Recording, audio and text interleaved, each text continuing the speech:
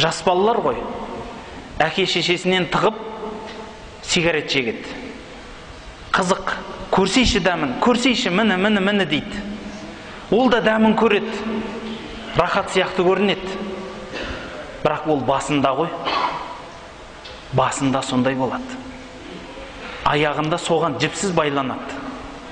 Ол ақшаның да соры, денсаулықтың да соры.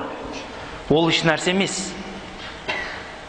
Сол сигаретпен дос болып жүрген адам білмейді, үстіндегі киіміне шейін сасып кеткенін, соншалықты сасық екенін.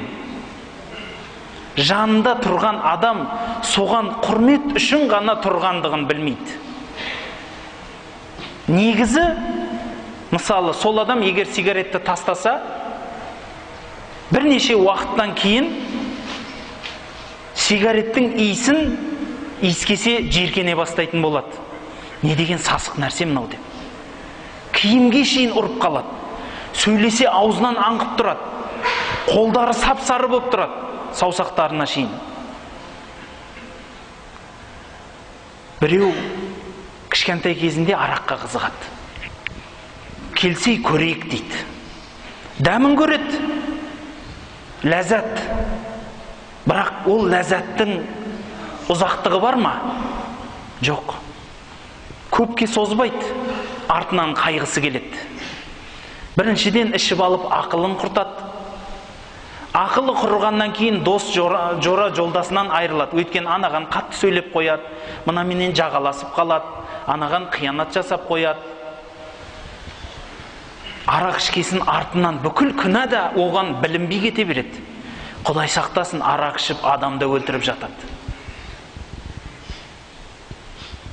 Арты мына дүниенің сондай қырсық жолдары болса, оның арт жағы астағфирулла. Пайғамбарымыз саллаллаху алейхи ва саллям айтқандай, 40 күнге шейін ғибадаты қабыл емес деген сөзі бар. Бұл жерде міндетті түрде ғибадатының бәрі жоқ болады демейді, бірақ соншалықты Құдайдан ұзап кетеді дегені ол кісінің. Соншалықты Аллахтан ұзақ болып кетеді ол адам. Одан бөлек қияметтегісі бар.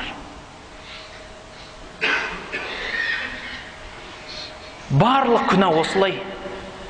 Қандай күнә болса да қызық сияқты, ләззат сияқты болады. Оның дәмін татады, бірақ көп ұзамайды. Артынша соңынан жауабы келеді.